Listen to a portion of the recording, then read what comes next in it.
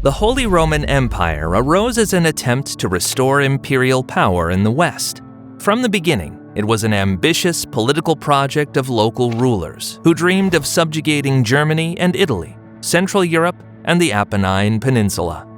But soon, the mighty imperial idea clashed with the authority of the Roman Catholic Church, the ancient center of Western Christianity. This is the story of centuries-long struggle between emperors and popes, secular and spiritual power. Learn how the first rulers of the Holy Roman Empire decided the fate of the supreme pontiffs, how Emperor Henry IV begged forgiveness from Pope Gregory VII, and why even the great Frederick I Barbarossa ultimately failed to overcome the power of the Church. In 756, Pepin III the Short, king of the Franks and father of the famous Charlemagne, seized territories in central Italy from the Lombard kingdom and handed them over to Pope Stephen II. This was the so-called Donation of Pepin. For the first time, the supreme pontiff acquired secular authority and became ruler of a new, formally independent country, the Papal State. More than 2 centuries passed. In 962, Pope John XII proclaimed the German king Otto I the Great of the Saxon dynasty as emperor. Thus, at the very heart of Europe, the Holy Roman Empire appeared. This unique political entity for many centuries was the main power in Central Europe and claimed primacy in European politics. It was a mutually beneficial alliance between German rulers and the Catholic Church, secular and spiritual power. Otto I received the prestigious status of emperor, strengthened his legitimacy, and asserted his rights to the legacy of the Western Roman and Carolingian empires. In return, John XII gained a powerful protector of the Catholic Church against its enemies on the Apennine Peninsula. Thus, for the rulers of the Saxon dynasty, also often called the Ottonian dynasty, a kind of genealogical tree of imperial authority was formed. It all began with the Frankish king Charlemagne. After his coronation in Rome, he received the title of Roman Emperor. The rulers of the Eastern Frankish kingdom, established by Charlemagne's descendants after the division of the Carolingian Empire by the Treaty of Verdun, considered themselves successors of Charlemagne. Then came Otto I. He transformed the Eastern Frankish kingdom into a German one and captured a significant part of the Apennine Peninsula. After that, he was crowned in Rome as emperor. Otto I viewed his state as the continuation of both the Carolingian and Western Roman empires. Germany was always the core of the Holy Roman Empire, yet its sacred center remained in Rome. Medieval people believed that divine power itself originated from the Eternal City. That is why nearly all coronations of Holy Roman emperors during the Middle Ages took place there. And although their state was never the main successor of ancient Rome, it inherited its titles and its dream of world domination. But sooner or later, the paths of the empire and the papacy had to cross in conflict. Despite any agreements and temporary alliances, the power of emperors and the supreme pontiffs contained an ideological contradiction. There could not be 2 rulers of Rome, 2 leaders of the Western Christian world, at the same time. After his imperial coronation, Otto the Great constantly clashed with the popes and tried to maintain power on the Apennine Peninsula. His son, Otto II, went even further.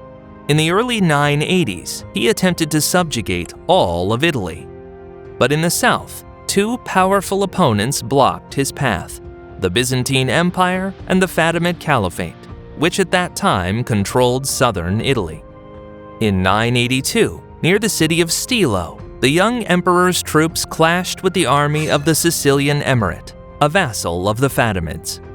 For Otto II, the battle ended in complete disaster. This dealt a serious blow to his imperial ambitions. Soon after, he went to Rome to oversee the election of a new pope. Otto II then remained in the Eternal City, where he contracted malaria and died. In 996, his son, Otto III, set out for the Apennine Peninsula to restore his dynasty's control over the papal throne. he proclaimed his cousin Bruno of Carinthia as Pope Gregory V, and he himself received the imperial crown. Soon, he had to suppress a rebellion of the local aristocracy, led by patrician Crescentius the Younger. At first, Otto pardoned him, but in 998, Otto III returned to Rome to crush a new uprising by Crescentius. This time, the emperor did not forgive the rebel leader and had him executed. Otto III's policy in central Italy further strengthened the influence of the emperors over the Catholic Church. Even so, in 1001, Rome again erupted in a noble revolt. The ruler of the Holy Roman Empire was forced to flee the Eternal City. The next year, Otto III planned to restore his influence and launched a new campaign. But on his way to Rome, he fell ill with fever and died in central Italy. Otto III's childless cousin and successor was Henry II. He had led several expeditions into Italy, and in 1014, Pope Benedict VIII crowned him Emperor of the Holy Roman Empire. The Ottonian dynasty died out after Henry II's death in 1024. For decades, German monarchs repeatedly intervened in the affairs of the Catholic Church and influenced the election of the supreme pontiffs. All this brought temporary stability, but at the same time led to new conflicts. For the emperors, control over Italy, and especially Rome, had enormous significance. It was not only a symbol of authority over the entire Western Christian world, but also of practical benefit. Possession of northern Italy meant control over Europe's main trade routes. After the extinction of the Ottonians, power passed to the Salian dynasty. Conrad II, son of the Franconian Count Henry of Speyer, became the first of 4 Holy Roman emperors from the new dynasty. In 1026, Conrad II set out for Italy for his imperial coronation. There, he faced resistance from Italian city-states, particularly Pavia, but ultimately succeeded in establishing his authority. The following year, 1027, Pope John XIX in Rome proclaimed Conrad II emperor. Like his predecessors, the first ruler from the Salian dynasty wielded significant influence over the Catholic Church and in fact interfered in papal elections. Conrad II lingered on the Apennine Peninsula to strengthen his power. In 1039, he died in Utrecht of gout. His only son, Henry III, succeeded him. In 1046, he went to the Apennine Peninsula to receive the imperial crown according to tradition. He found the Catholic Church in chaos. 3 rival claimants were simultaneously vying for the papal throne: Benedict IX, Sylvester III, and Gregory VI. This struggle threatened both the authority of the Church and the power of the emperor. Henry III put an end to the papal schism. In 1046, at the Synod of Sutri, he asserted his authority, deposing all 3 claimants. Under the monarch's influence, Clement II, a German by origin, was appointed pope. That same year, the new pope crowned Henry III emperor. With this step, the German ruler once again confirmed the right of the emperors of the Holy Roman Empire to depose and appoint popes. But Henry III did not stop there. During his reign, he appointed 5 supreme pontiffs: Clement II, Damasus II, Leo IX, Victor II, and Stephen IX.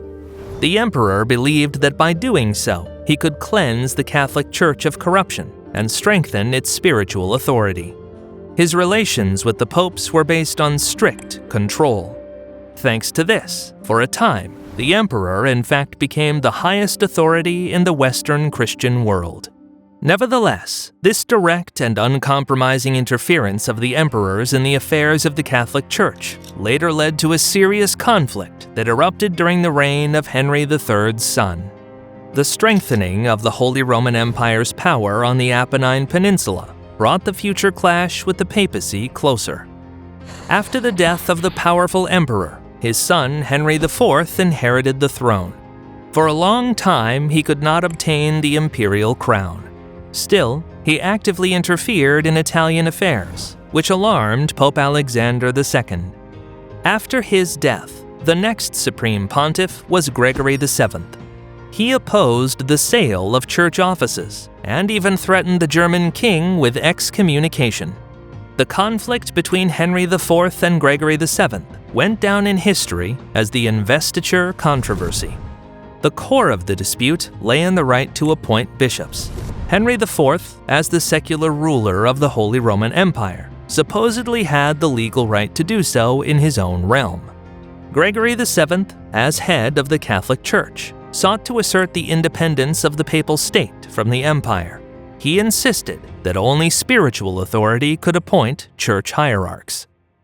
In 1075, Pope Gregory VII forbade secular rulers to appoint bishops, undermining Henry IV's authority as King of Germany and Italy. Previously, he could grant bishoprics as political rewards to his supporters. The very next year, 1076, Henry IV convened the German bishops and declared Gregory VII illegally elected. In response, the Pope excommunicated the monarch and released his subjects from their oath of allegiance. Thus began the hottest phase of the Investiture Controversy. This excommunication had serious political consequences, as influential German princes sought to use it to strengthen their own power and as a pretext for rebellion against the monarch. They were hostile to Henry IV and called on the Pope to hold an assembly in Germany to judge him. In 1077, the famous Walk to Canossa took place.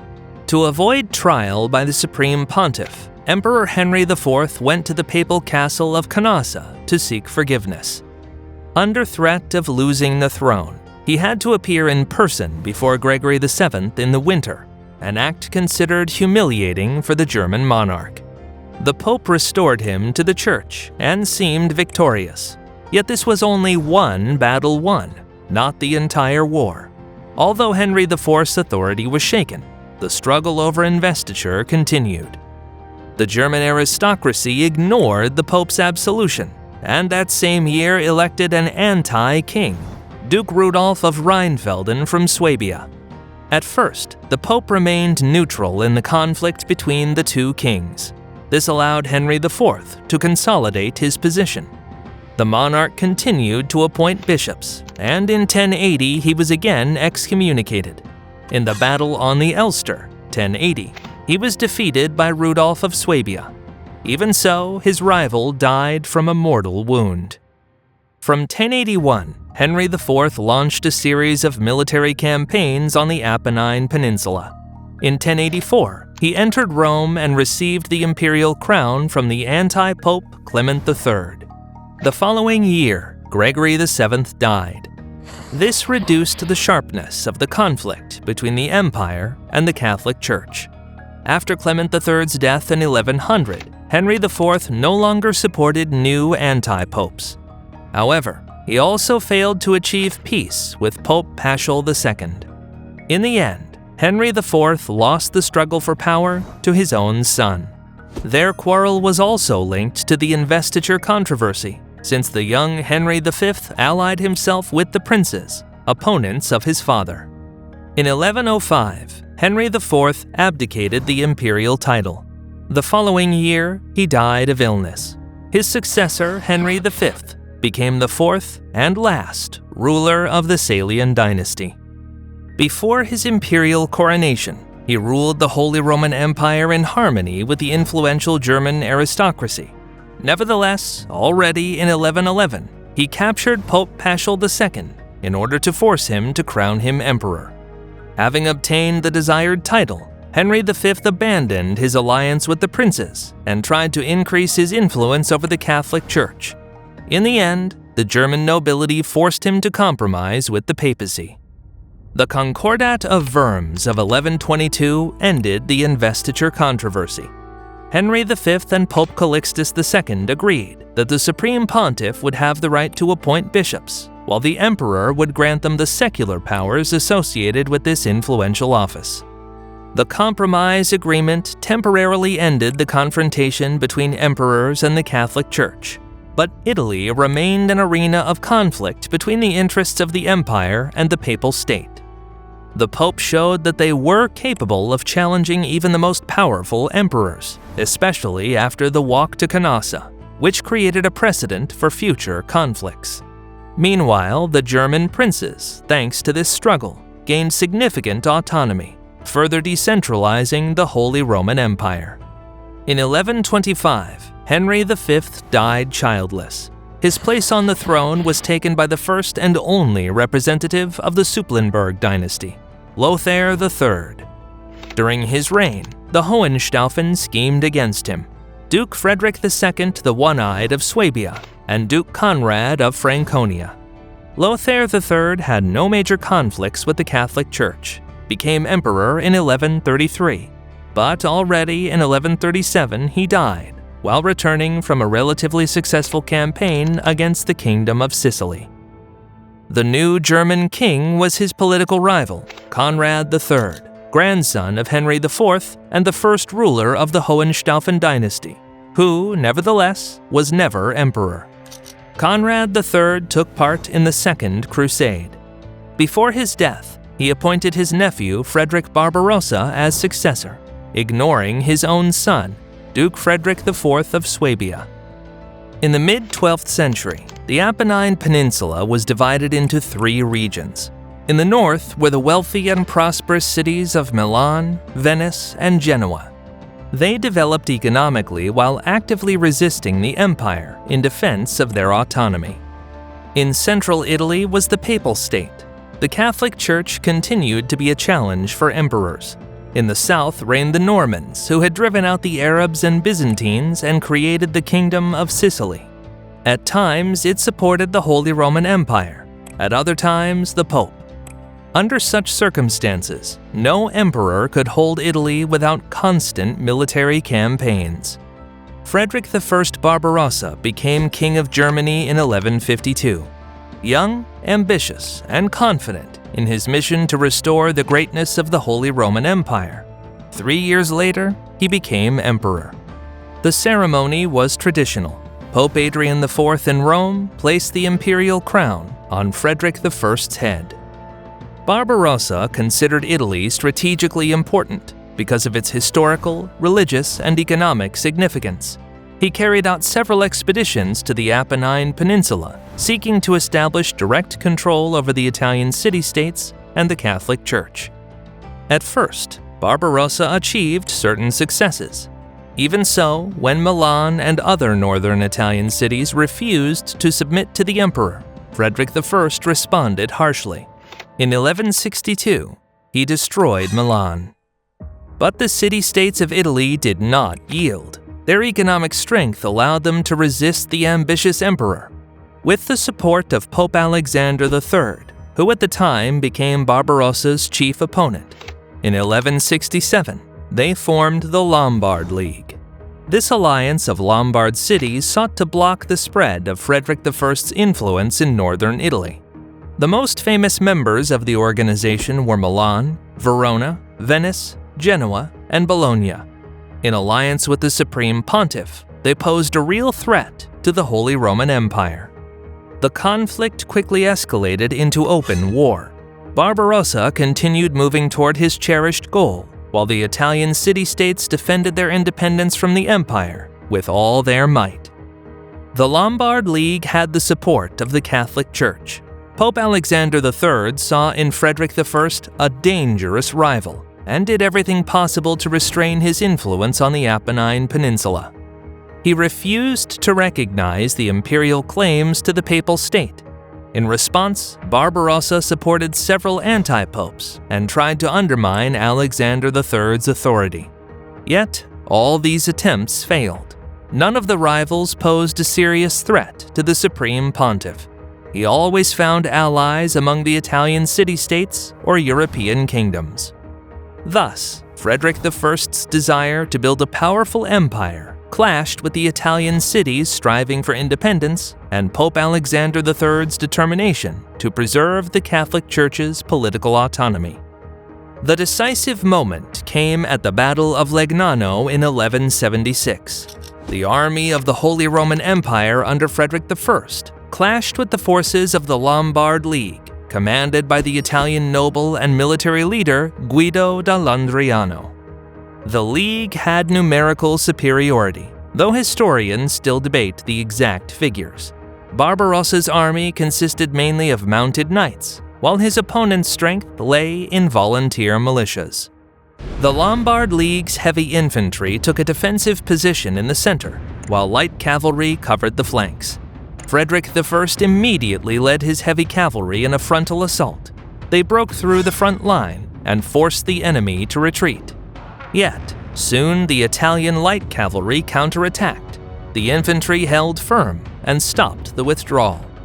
Barbarossa had not expected such resistance. Part of his forces was cut off by the counterattack, and in the end, he himself was forced to retreat. This battle became one of the first in the Middle Ages in which infantry managed to withstand the charge of heavy cavalry. The defeat of the imperial army showed that the Italian city-states were becoming increasingly powerful, and even a mighty emperor could not break their organized resistance. The Battle of Legnano forced Frederick I to curb his ambitions and begin negotiations. In 1177 in Venice, he made peace with Pope Alexander III, recognizing the independence of the Catholic Church and the Papal State. And the Peace of Constance in 1183 confirmed the Lombard League cities' broad autonomy and right to self-government, although formally they still remained part of the empire. This was a landmark agreement. For the first time, the rights of Italian cities were officially recognized. In 1186, Barbarossa arranged the marriage of his son and heir, Henry Hohenstaufen, to Constance of Sicily. She was the daughter of King Roger II of Sicily, the aunt of the reigning King William II, and heiress to the Sicilian throne. The union of the Hohenstaufen dynasty with Sicily laid the foundation for the future unification of northern and southern Italy. Soon after, Frederick I joined the Third Crusade and set out for the Holy Land overland. Still, in 1190, already nearly 70 years old, the emperor perished.